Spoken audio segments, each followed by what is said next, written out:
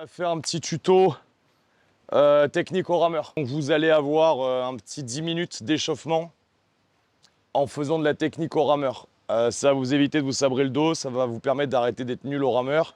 Et si vous êtes nul au rameur, c'est de notre faute, entièrement de notre faute, parce qu'on vous propose systématiquement de faire du rameur, mais qu'on ne vous a jamais appris à faire du rameur. Et vous êtes des clients de notre salle, c'est donc notre entière responsabilité. Mais pour ce cours de 17 h, ce sera bientôt de l'histoire ancienne. J'ai besoin que vous vous répartissiez sur tous les rameurs, s'il vous plaît. Donc il y en a un par rameur, puis quand tous les rameurs sont pleins, vous mettez à 2 par rameur. Quand tous les rameurs sont pleins par 2, on passe à 3 par rameur, etc., etc. Go! Au fait, bienvenue dans le nouveau vlog, Vlog, c'est vous qui choisissez. Nous sommes dans le cours de 17 h de la salle et on a décidé qu'aujourd'hui, on allait leur apprendre le rameur. Et c'est une occasion pour nous de vous l'enseigner. Le rameur, c'est quelque chose de super compliqué qu'on va rendre super simple. On va enlever tous les termes techniques. On va utiliser des analogies qui permettent aux gens de comprendre très vite et vous allez voir, ça va parfaitement marcher.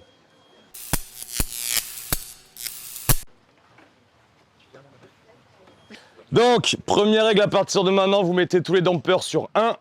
Vous enlevez tous les écrans, puisque ça va vous permettre d'arrêter de regarder votre niveau de performance. Pour apprendre la technique au rameur, il faut vraiment se dégager totalement de la performance que vous allez avoir dans le rameur. La deuxième règle, c'est au niveau des sangles. À partir de maintenant, vous allez tous arrêter de serrez vos sangles. Vous perdez beaucoup trop de temps dans les WOD à serrer vos sangles. Ça n'a absolument aucune espèce d'intérêt. Bon, je vais prendre ton rameur juste 2 secondes pour montrer. Votre objectif, c'est d'arriver au rameur, de faire ça avec vos pieds, de serrer vos sangles. Une fois que c'est fait, vous appuyez d'un côté, vous appuyez de l'autre, terminé. Votre sangle est réglée. À partir de maintenant, le seul truc que vous ferez, c'est 1, 2, bam, bam, bam, 1, 2, next. On ne perd pas de temps. On a déjà mesuré avec un chronomètre en formation combien de temps vous perdez à arriver sur le rameur. Mettre vos pieds, serrer vos sangles, attraper votre poignet, poser votre poignet, appuyer de chaque côté, galérer à enlever vos pieds. Pour une montée-descente sur le rameur, vous mettez entre 8 et 10 secondes. Si vous avez 5 tours de 12 cales, vous avez déjà perdu 1 minute sur le WOD en mise en place. Ce qui est vraiment très long. Une fois que vous avez compris ce que je dis, vous faites juste 1, 2, il n'y a pas de temps perdu. Une fois que vous avez compris ce que je dis, vous faites juste 1, 2, 1, 2, il n'y a pas de temps perdu. Et au niveau de la poussée, parce que dans le rameur, on pousse plus qu'on tire, il n'y a aucune différence entre avoir les pieds qui font ça et les pieds qui sont parfaitement collés. Donc il n'y a aucun intérêt. Surtout qu'aujourd'hui, on est en WOD team. Donc vous aimez bien tous régler le rameur en fonction de vos yeux, pas vous. Avec ce réglage-là, et surtout si vous avez mis l'étiquette au niveau du 3, le pédalier au niveau du 3, ça fit pour à peu près tout le monde. Donc je peux très bien WODer moi qui fait 1m85 et quelque chose du 43 avec quelqu'un qui fait 1m60 et quelque chose du 37. Avec ce réglage-là, pour le nombre de cales qu'on a à faire, on perdra vachement plus de temps à re-régler qu'à trouver un réglage intermédiaire pour l'équipe. D'accord? Ça, c'est la base des bases. Le deuxième truc, et là, on va rentrer vraiment dans la technique au rameur pure et dure. La technique au rameur est en fait hyper simple. Si vous savez faire du snatch, vous savez faire du rameur. Parce qu'en fait, il n'y a qu'un seul moyen de faire une vraie extension de hanche. Et je vais vous l'expliquer grâce au snatch. Quand vous prenez votre poignet, vous faites un premier tirage d'haltéro. Ceux qui font les cours d'haltéro, quelle est la particularité du premier tirage? Pas de modification de l'angle de mon buste. J'ai un angle de mon buste et mes épaules sont over the bar. Donc quand je tends mes jambes, je garde le même angle et les épaules toujours en avant de mes hanches. La plupart du temps, vous avez déjà fait ça. Oh, perdu. Terminé. Vous avez ouvert vos hanches, vous n'avez pas encore fini de pousser avec vos cuisses. Game over. Votre objectif, ça va être de faire un premier tirage de snatch. Donc de rester over the bar tout le long. Au bout d'un moment, regardez mes genoux. Là, ils reculent. Et au moment, mes genoux, ils vont partir vers le bas. Vous avez exactement la même mécanique de mouvement sur le tirage de snatch. D'abord, vos genoux vont aller vers le haut et d'un coup, ils vont reculer. C'est le moment où va se produire le deuxième dans le troisième tirage. Et donc, le changement de direction. C'est vraiment d'effectuer sa triple extension. Donc, je stay over the bar tout long comme si j'avais snatché. Je sens que mes genoux commencent à arriver à un moment où ils vont changer de direction. Et à ce moment-là, c'est bras dos en même temps. Une fois que j'ai fini là, Qu'est-ce que je fais? Ben, comme si je voulais faire un snatch en touch and go. C'est-à-dire, je rembobine tout à l'envers.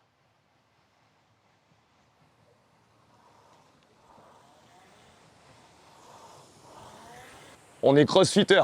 On utilise ce qu'on a appris dans d'autres mouvements pour le rendre transversal dans tous les mouvements. Parce qu'on n'a qu'un corps, qu'un abdomen, qu'un bassin, 2 bras, 2 jambes. Ça fonctionne toujours pareil. Dac? Donc, premier exercice pour tout le monde. Vous allez me faire une vingtaine de tirages où vous partez over the bar, position de départ. Et vous apprenez à n'utiliser que vos cannes. Et vous vous arrêtez au moment où vos jambes vont franchement changer de direction. Dernier point. Est-ce qu'il faut avoir le dos parfaitement droit ou le dos rond au rameur? Il y a des rameurs de niveau olympique qui ont un buste parfaitement droit. Il y a des rameurs de niveau olympique qui ont un dos rond. L'important, c'est que votre dos soit dans une position qui ne vous sabre pas complètement le bas du dos. Si vous êtes complètement comme ça, oui, votre bas du dos va être en souffrance. Par contre, la gymnastique vous montre qu'en étant légèrement arrondi ici, on peut être extrêmement fort sans taxer complètement le bas du dos. Donc je ne vous demande pas d'être parfaitement placé, mais par contre, vous n'êtes pas non plus en arc de triomphe. C'est parti, go! Pourquoi tu mets les bras? L'exercice, c'est faire 20 répétitions à ne pousser qu'avec les jambes. Tu ne dois pas dresser ton buste. À partir du moment où votre buste fait ça, c'est que vous l'avez fait trop tôt puisque je vous ai demandé de pousser dans vos cannes et de vous arrêter au changement de direction de vos genoux. Donc votre buste, il doit faire ça. On est en haltéro et on fait juste ça. C'est tout ce que je vous demande de faire. Vous faites votre premier tirage d'haltéro. Donc buste qui reste en avant. Pas de bras. Au premier tirage en haltéro, mes bras ne travaillent pas. Pas de hanches. Au premier tirage en haltéro, je ne peux pas encore déployer mes hanches. Comme ça? Regarde, exagère encore plus. Tends là-bas. Ouais. Plie les jambes. Exagère encore plus de pencher ton buste en avant. Voilà. Et juste, tu tends les jambes. C'est tout.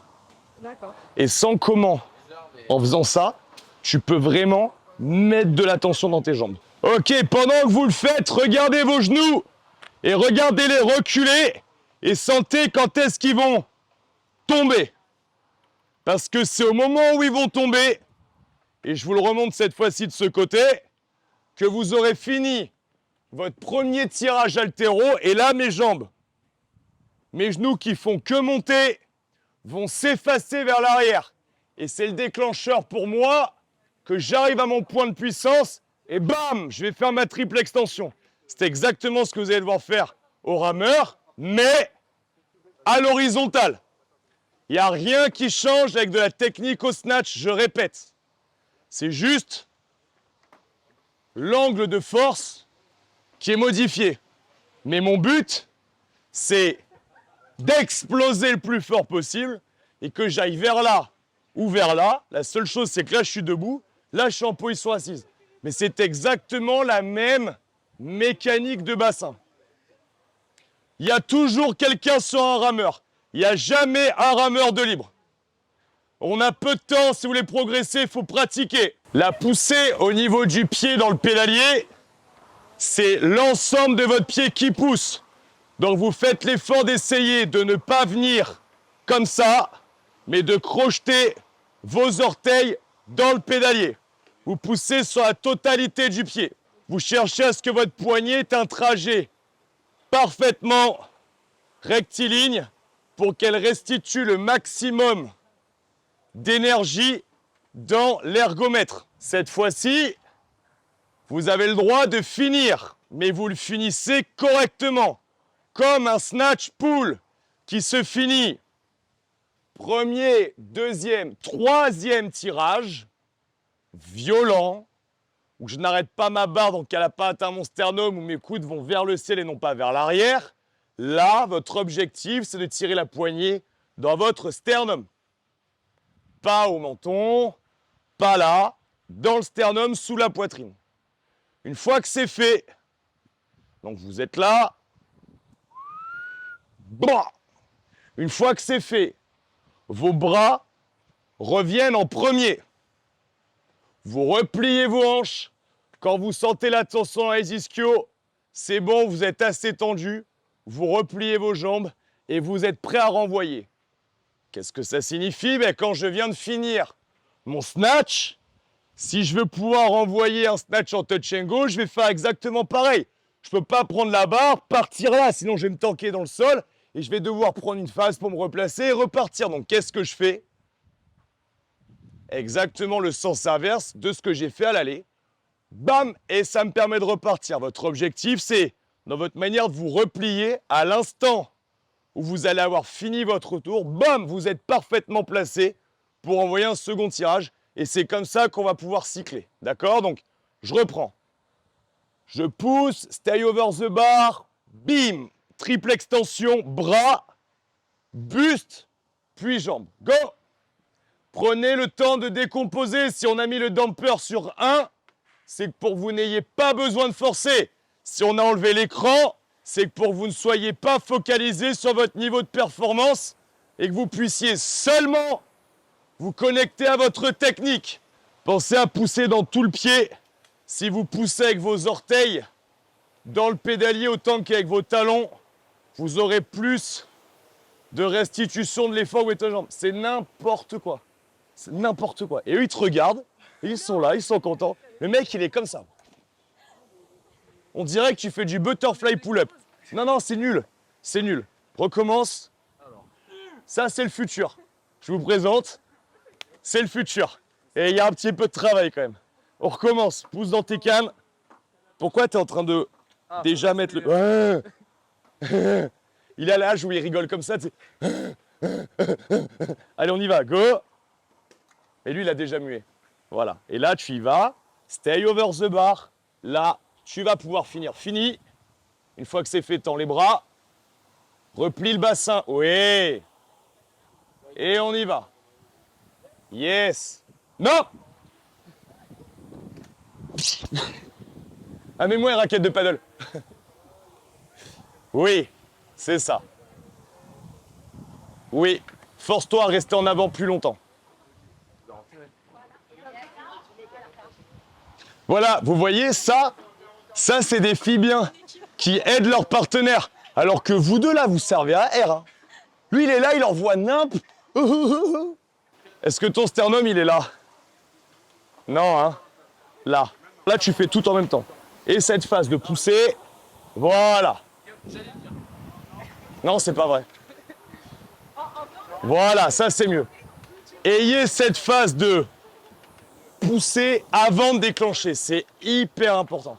En fait, vous ne vous en rendez pas compte parce que vous êtes assis et qu'il n'y a pas de poids, il y a juste une chaîne.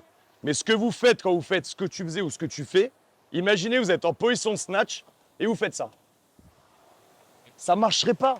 Dès qu'il y aurait 60 plombes, vous ne soulèverez rien.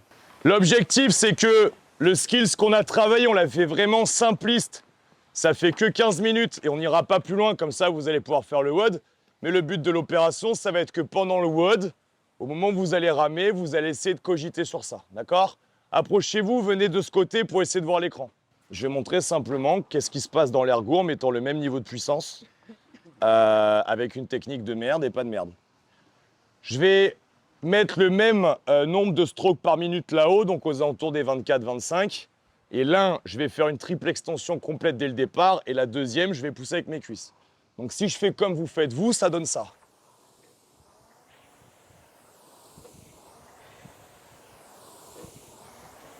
On attend qu'il soit lancé.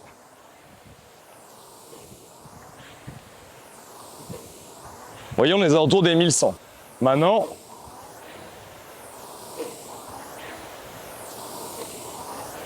je ralentis pour être fair play.